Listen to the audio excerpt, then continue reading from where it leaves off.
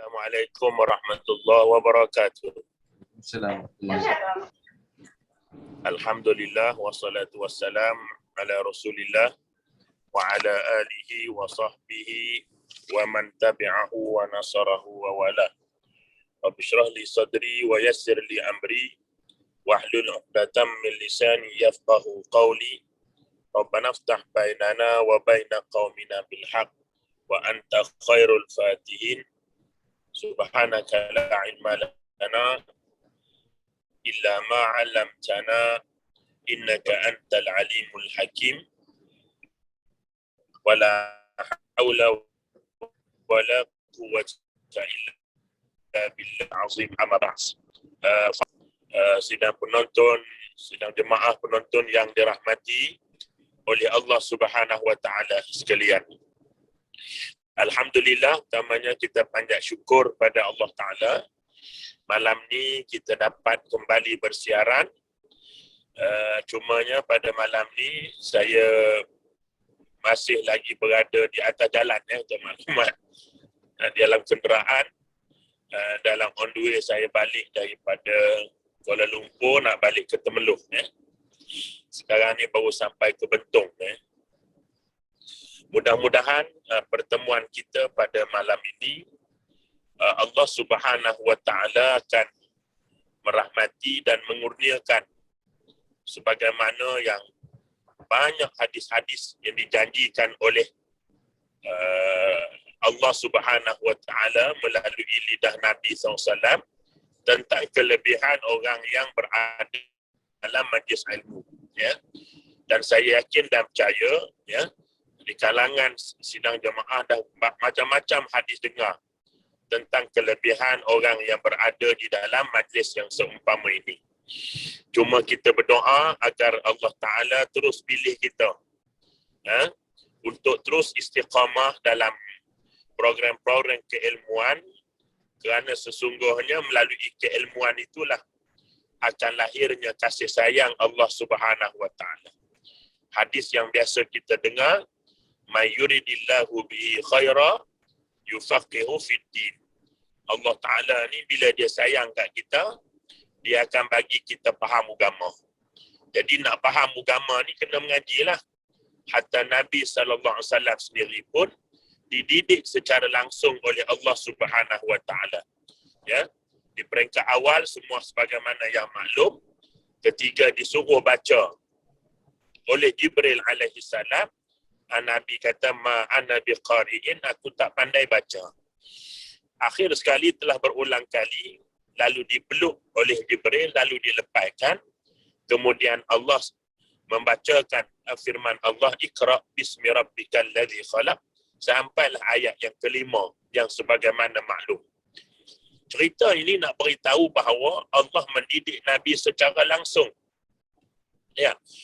Dan tentang kedudukan orang yang berilmu ini, begitu banyak ayat-ayat Quran, begitu banyak hadis-hadis yang dikemukakan ataupun dinyatakan oleh baginda Nabi SAW. Mudah-mudahan kita doa agar Allah Subhanahu wa Ta'ala kekalkan kita. Dan sebagai tambahan daripada kelebihan-kelebihan orang yang berada dalam majlis ilmu ini, antaranya iaitulah bila kita duduk dalam majlis ilmu ini, pahala kita duduk dalam majlis ilmu ini terus disampaikan pahalanya insya-Allah kepada mak ayah kita, sama ada yang masih hidup ataupun yang telah meninggal dunia. Ini suatu kelebihan. Biasa-biasa kalau kita nak sampaikan sedekah, kita kena niat atas nama mereka. Kita nak wakaf, kita kena sebut nama mereka. Tapi bila kita duduk dalam majlis ilmu dengan penuh keikhlasan, maka insya-Allah pahala duduk tadi ni Allah akan hantar terus pada mak ayah kita. Kalau yang masih hidup melalui orang panggil, dia masuk dalam akaun mak kita. Kalau dah mati itu ada yang dihantar oleh malaikat di kubur-kubur mereka. Sidang jemaah yang dirahmati oleh Allah, tajuk yang kita nak bincang pada malam ini ialah Muharram. Masih lalai ke kita? Kenapa tajuk ni kita pilih? Kerana sekarang ini kita berada pada bulan Muharram. Ya. Yang mana bulan Muharram ini sudah dikenal sejak lagi zaman jahiliah. Kerana bulan-bulan ni bukan baru ni. Allah Subhanahu wa taala berfirman dalam surah Taubah ayat 36, kata Allah Subhanahu wa taala, a'udzubillahi minasyaitonir rajim. Inna iddatash syuhur indallah 12 syahra. Sesungguhnya bilangan bulan di sisi Allah itu telah ditentukan oleh Allah ada 12 bulan, kata Allah. Sejak bila bulan ni ada? Fi kitabillah yauma khalaqas samawati wal ard. Sejak daripada Allah cipta langit dan bumi ni, sejak itulah ada dah bulan, 12 bulan ni. Ya. Daripada 12 bulan itu, Allah Ta'ala sambung pada ayat yang sama, minha arba'atun hurum. Daripada 12 bulan itu, 4 daripadanya ialah bulan haram. Ya. Zalika dinul qayyim. Allah Subhanahu wa taala memberitahu bahawa inilah ajaran yang benar. Fala tazlimu fihinna anfusakum, dan jangan kamu menzalimi diri kamu, wa qatilul musyrikina kafah, dan hendaklah kamu bunuh orang musyrikin itu semuanya. Sampailah habis ayat. Melalui ayat ini dapat kita faham bahawa bulan-bulan di dalam setahun itu ada 12 bulan. Ya. Zaman jahiliah, bulan Muharram ini disebut sebagai, dia ada satu nama, dalam bulan itu dinamakan sebagai bulan Safar Awal. Safar Awal ni zaman jahiliah. Bila datangnya Islam, maka ditukar Safar Awal itu kepada Muharram, yang merujuk kepada di zaman jahiliah dulu mereka itu bila berperang, bila sampai pada 4 bulan ini, mereka tidak lagi berperang. Dia berhenti macam gencatan senjata lah kalau zaman lah ni. Maka diharamkan menumpahkan darah pada 4 bulan ini. Ya. Maka oleh sebab itu, kalau kita tengok, pertama sekali, kelebihan Muharram ini, dia termasuk dalam bulan yang suci, sehingga disebut sebagai bulan Al-Muharram. Ya, bulan Muharram, selain daripada Zulqa'dah, Zulhijjah dan juga Rajab, maka dia termasuk di dalamnya bulan Muharram ini. Ya. Itu yang pertama sekali. Ya. Yang keduanya, kalau kita tengok, Allah Subhanahu wa taala menamakan bulan Muharram ini sebagai Syahrullah. Ini berdasarkan kepada hadis Nabi sallallahu alaihi wasallam, afdalus siyam ba'da Ramadan Syahrullah al-Muharram. Kata Nabi sallallahu alaihi wasallam, seafdal puasa selepas daripada bulan Ramadan ialah Syahrullah. Syahrullah yakni Muharram. Ya. Disebut di dalam hadis ini, bulan itu disebut Syahrullah. Menunjukkan bahawa bulan Muharram ini disebut di dalam hadis ini sebagai bulan Allah. Nak menggambarkan hebat tak hebatnya Muharram ini sehingga dipanggil sebagai bulan Allah. Apa dia bulan Allah itu? Ialah Al-Muharram. Itu yang keduanya. Yang ketiganya, kalau kita tengok, dalam bulan Muharram ini, Allah Subhanahu wa taala ataupun bulan Muharram ini dijadikan sebagai bulan awal dalam kalender Qamariyah. Manakala peristiwa yang dikaitkan dengan Muharram ini ialah peristiwa Hijratul Rasul sallallahu alaihi wasallam. Ya. Di zaman sebagaimana yang kita maklum, di zaman Sayyidina Umar, ya, bagaimana nak menentukan peristiwa dalam menentukan awal Hijri. Ada apa peristiwanya? Ya, maka diputuskan bahawa peristiwa itu adalah peristiwa Hijratul Rasul sallallahu alaihi wasallam untuk dijadikan perkiraan dalam menentukan kalender. Muharram tu memang bulan pertama dah lah. dalam 12 bulan itu. Tapi peristiwa apa yang nak dikaitkan dengan Muharram itu? Maka takdir Allah Subhanahu wa taala menentukan bahawa peristiwa itu adalah peristiwa hijrah Nabi ke Madinatul Al-Munawwarah. Ini menggambarkan betapa kehebatan Muharram itu. Ya, selain daripada kita disunatkan untuk melakukan ibadat, khususnya puasa. Kita kena ingat, hari ini bila saja masuk bulan Muharram, kita sering mengucapkan kepada kawan-kawan kita salam ma'al hijrah, ya. Kita ucapkan selamat tahun baru Hijriah. Tetapi cuba kita muhasabah diri kita. Sebenarnya kemana utama? Kalau saya tanya malam ni lah kan, tapi susah nak jawab sebab ramai orang. Tapi saya nak memberikan satu jawapan umum yang apabila bercakap tentang hijratul Rasul, orang cerita Nabi pindah ke Madinah. Betul. Orang akan bercerita melalui peristiwa hijrah ini, Nabi membina masjid. Mula-mula dia Quba, kemudian dia bina masjid Nabi di Madinah Al-Munawwarah. Begitu juga bila sebut hijrah ini, orang akan kaitkan dengan peristiwa persaudaraan. Ya tak? Di antara muhajirin dengan ansar. Nabi gabungkan, Nabi persaudarakan umat Islam yang berlaku di dalam peristiwa hijrah juga. Tetapi amat jarang kita tengok, kita muhasabah balik, kelalaian kita terhadap menghayati Muharram ini. Tahu tak kita bahawa di sana ramai umat Islam secara sedar atau tak sedar, mereka terlepas pandang bahawa matlamat utama daripada peristiwa hijrah ini adalah menubuhkan sebuah kerajaan Islam. Tadi saya tertarik dengan hadis yang dibacakan oleh Ustaz Hafiz bersangkutan dengan kepimpinan.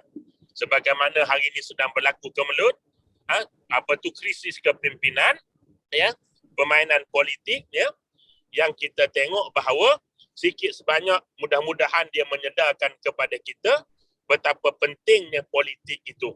Ya tak?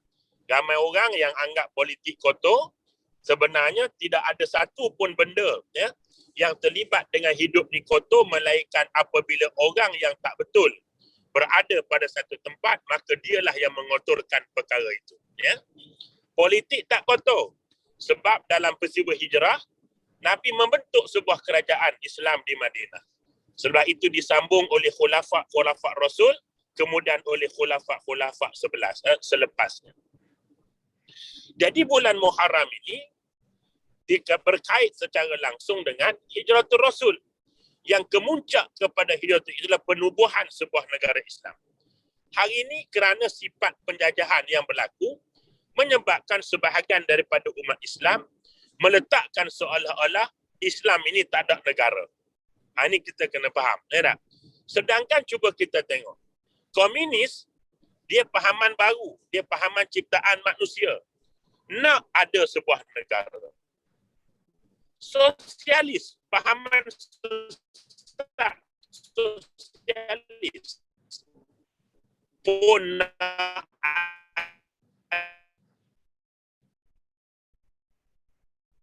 Lain sangkut.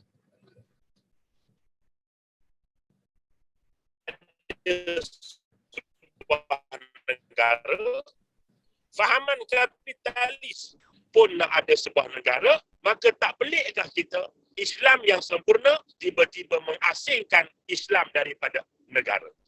Kau nak negara, sosialis nak kapitalis nak negara, ya. Tiba-tiba orang Islam tak nak berusaha untuk mewujud. Boleh dengar Ustaz Hafiz? Boleh? Boleh dah. Dengar? Boleh dah. Jadi, baik. Jadi, apabila kita bercakap tentang Muharram, dia merupakan bulan pertama dalam kalender Islam. Dan dalam menentukan permulaan kiraan peristiwa apa yang kita nak jadikan permulaan kiraan ini sebagai bulan hijrah, ialah perkiraan berdasarkan kepada peristiwa hijratul Rasul. Menunjukkan betapa besarnya Muharram ini di dalam penyatuan dan pembentukan sebuah masyarakat moden yang menguruskan pentadbiran berdasarkan kepada kehendak Allah Subhanahu wa taala. Itu yang kedua.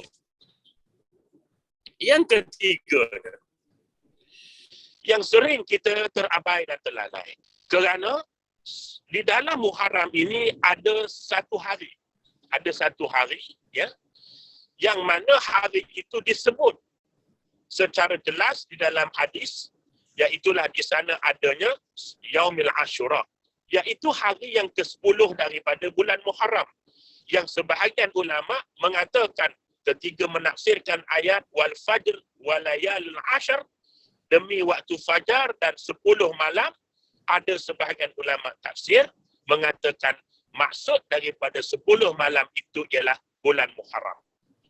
Walaupun ada di sana kata bulan Zulhijjah, ada di sana katakan juga di sana 10 malam terakhir Ramadan, tetapi di sana tetap ada pendapat yang mengatakan walayalin ash, itu adalah termasuk di dalamnya ialah 10 malam-malam ataupun hari dalam bulan Muharram.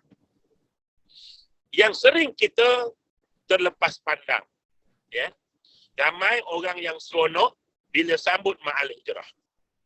Ya, ramai orang seronok bila sambut 1 Muharram.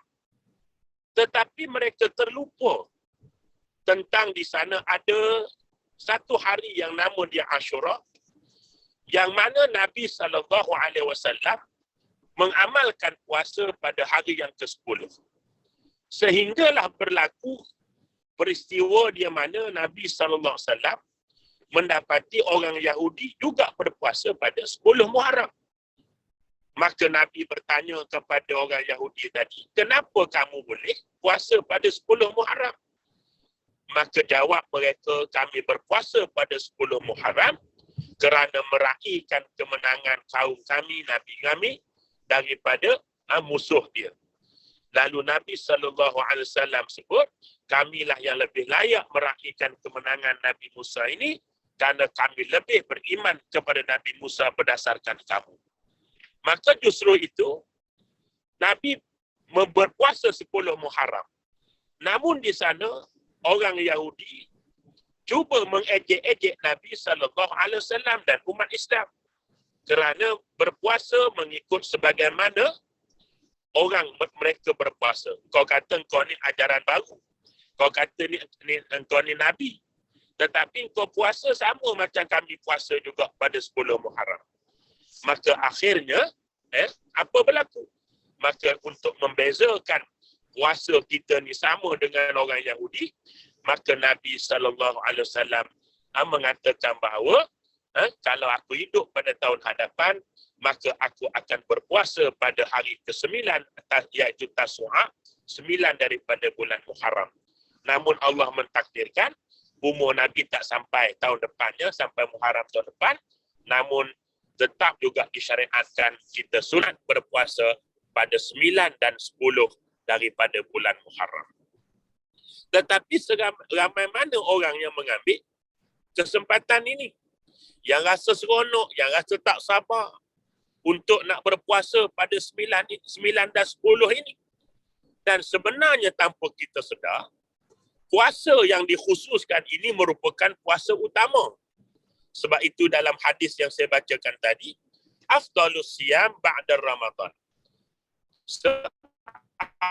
Afdal, sebaik-baik puasa selepas puasa Ramadan ialah puasa dalam bulan Muharram. Anak, tapi berapa orang yang ambil pot benda ni? Anak, dia rasa kadang-kadang dia dia rasa rugi.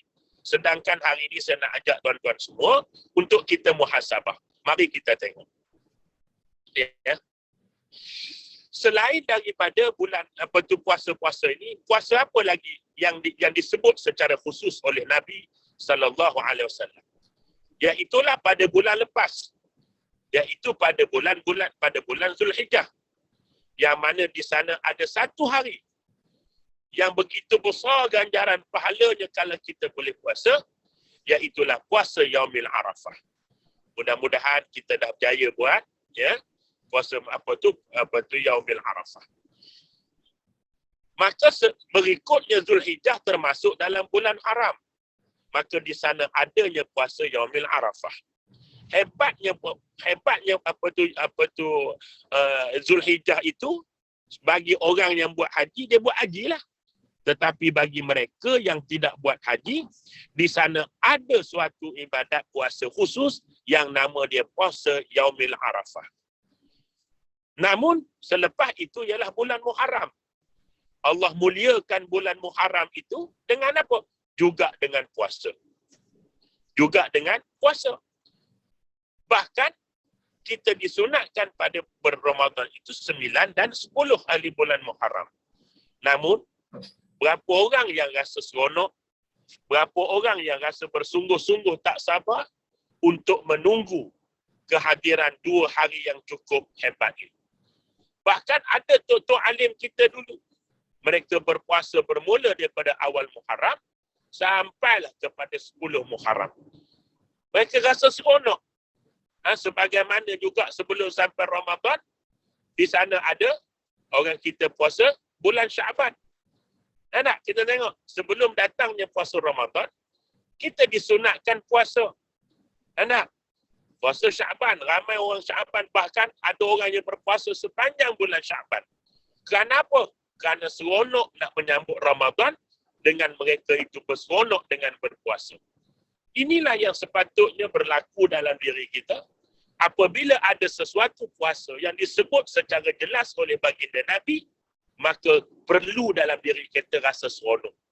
Seronok itu sampai kita menyambut dia bukan hanya 9-10. Bahkan ulama-ulama terdahulu berpuasa pada hari sebelum-sebelumnya sebagai nak melahirkan rasa seronok nak sambut 9 dan 10 Muharram ini.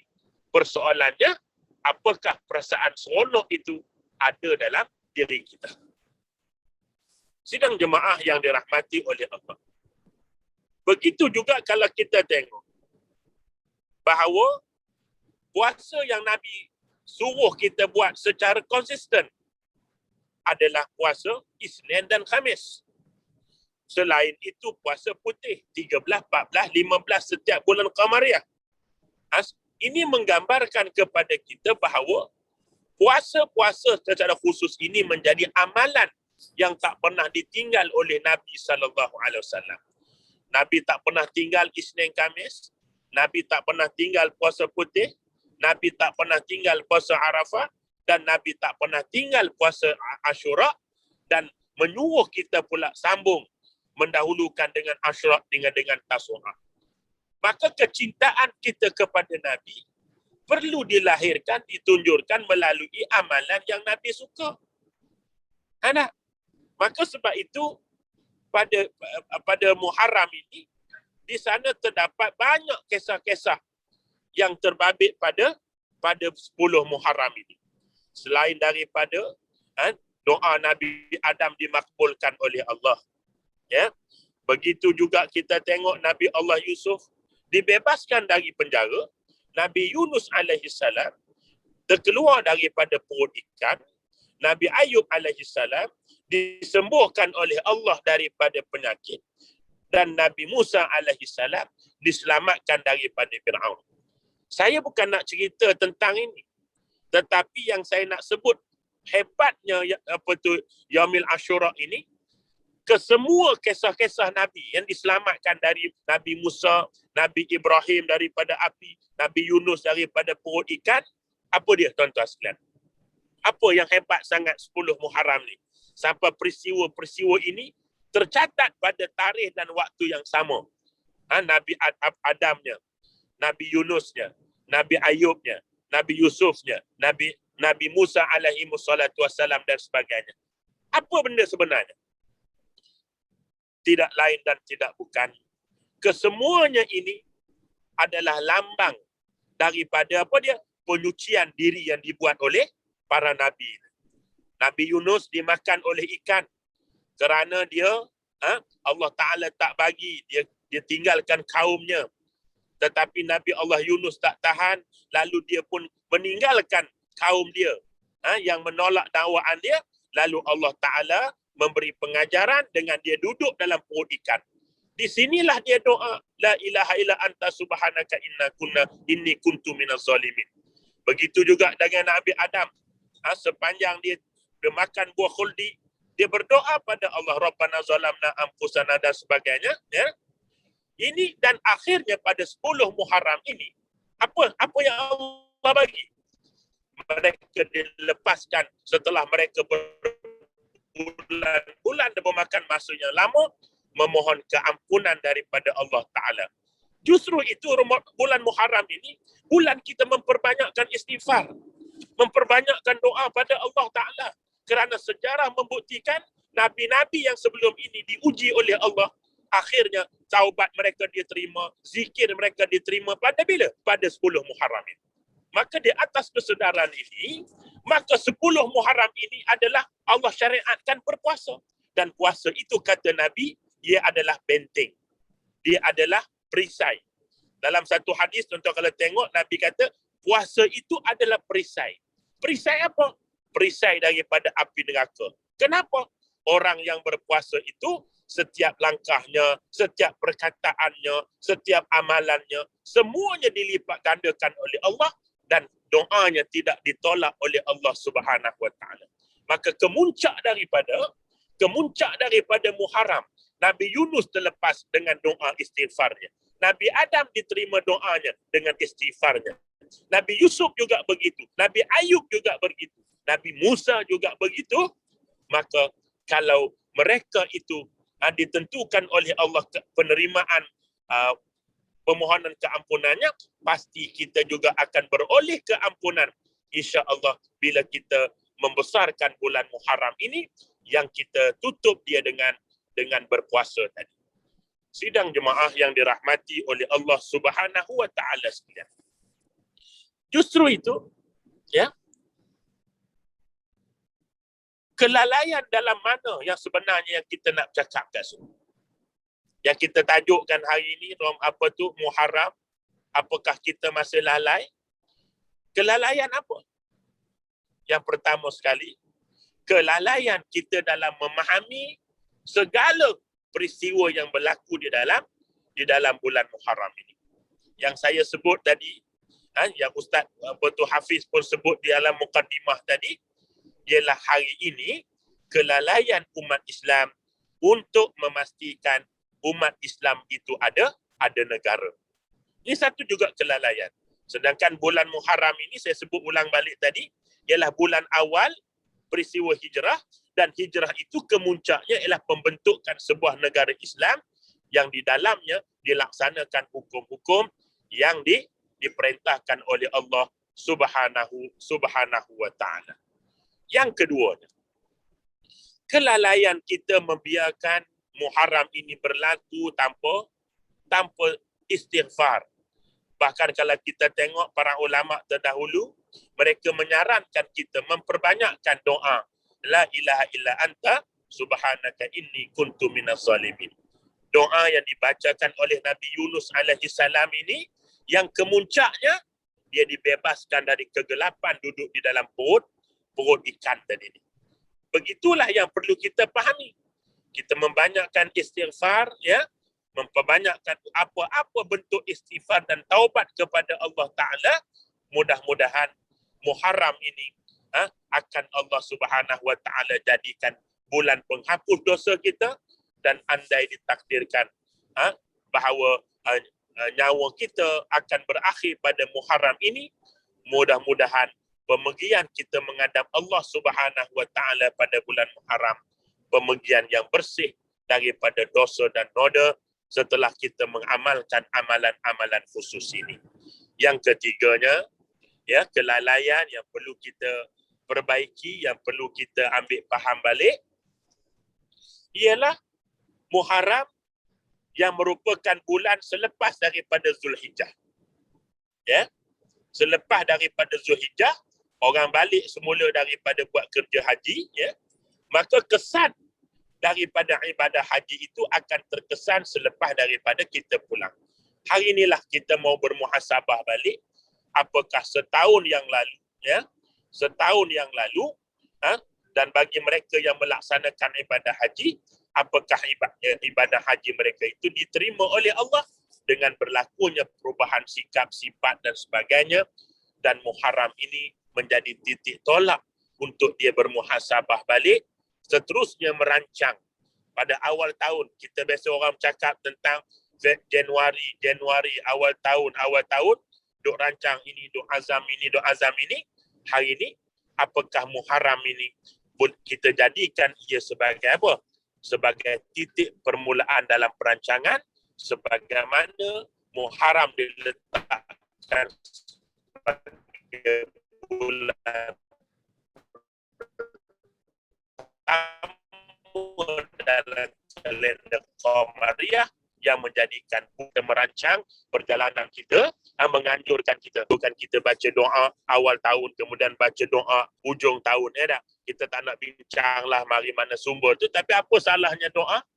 Kalau kita boleh buat celebrate kita punya ulang tahun hari jadi kita, minta orang doa kita tahun hari lahir kita akan datang lagi baik, maka apa masalah kita nak doa agar tahun ini dosa yang lalu diampunkan oleh Allah dan tahun depan kita dipandu dengan syariat agar kita dapat melalui tahun-tahun 1443 ini di atas redha Allah Subhanahu wa taala. Mudah-mudahan Allah Subhanahu wa taala akan memberikan pengajaran dan juga bimbingan kepada kita agar Muharram yang kita lalui kali ini masing-masing kena azam untuk kita menunggu 9 dan 10 Muharram untuk kita melaksanakan apa yang disyariatkan oleh Allah.